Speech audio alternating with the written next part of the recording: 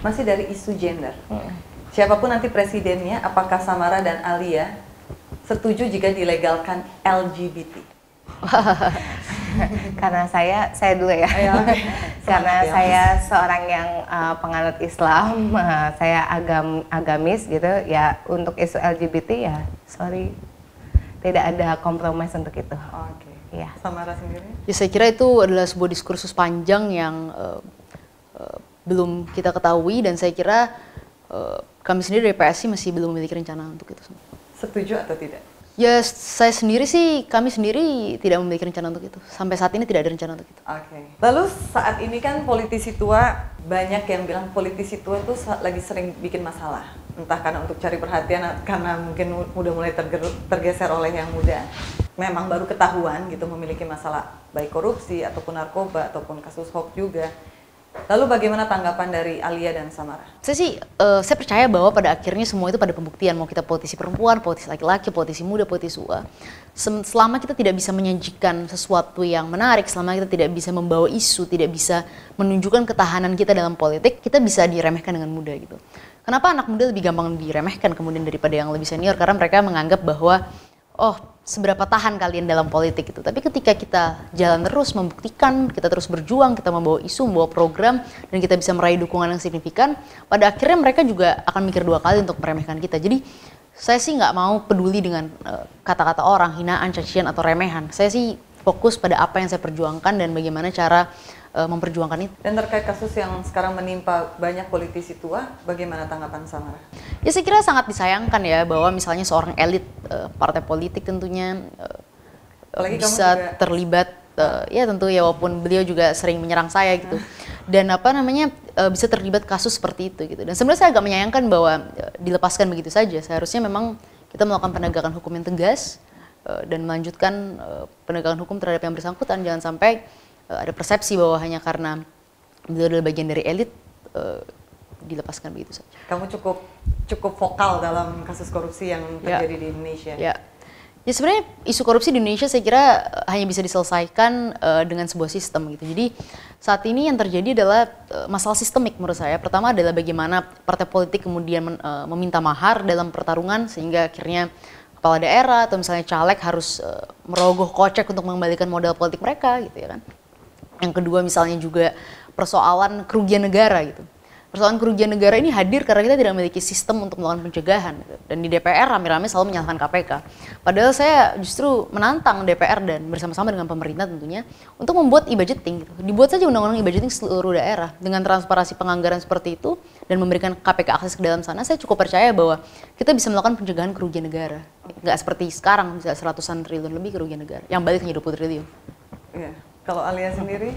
Iya, masalah isu yang terjadi, masalah politik tua ya. Politisi tua. Bagaimana? Sebenarnya sih gini, kita hanya terbatas pada masalah tua ataupun muda.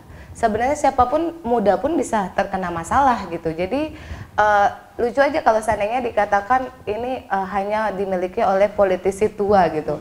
Karena muda pun punya potensi seperti itu, entah itu korupsi, entah itu narkoba, apalagi muda itu kan lebih identik dengan isu-isu narkoba harusnya ya. Jadi sebenarnya masalah-masalah yang sekarang terjadi oleh Bapak Andi Arief sendiri saat ini ya menurut aku sih tergantung perspektif kita gitu.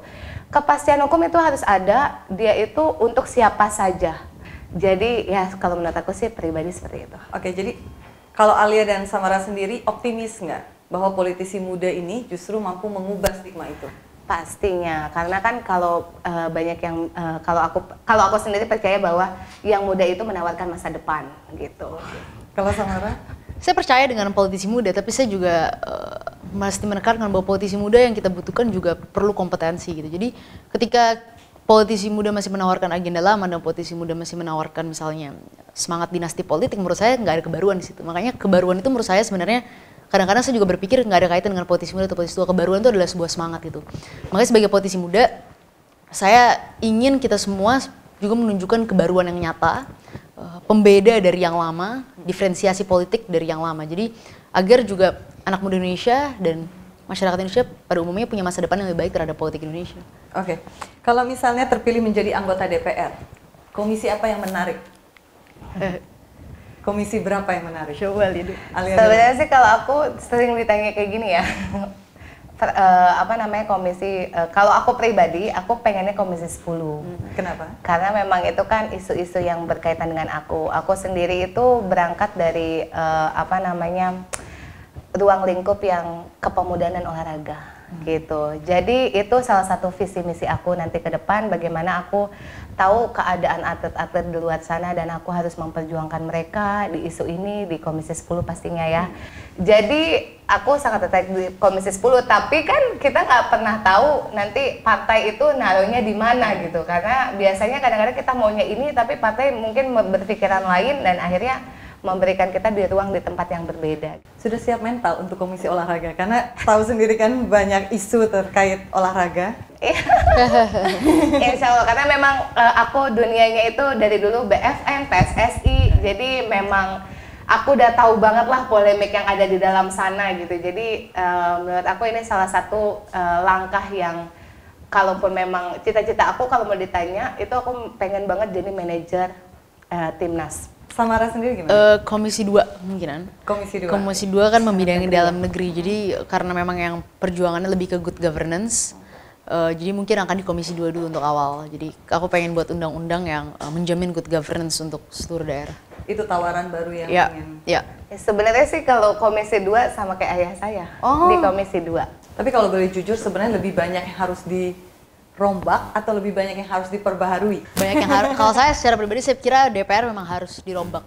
Kalau melihat selalu minimnya kehadiran pada saat rapat, saya percaya hashtag yang paling tepat itu 2019 ganti DPR. Oke. Kalau Alia sendiri? Aku sih lebih banyak nanti isu-isu mungkin memperbarui sistem yang ada, bagaimana untuk supaya fresh gitu, nggak hanya yang lama-lama aja gitu.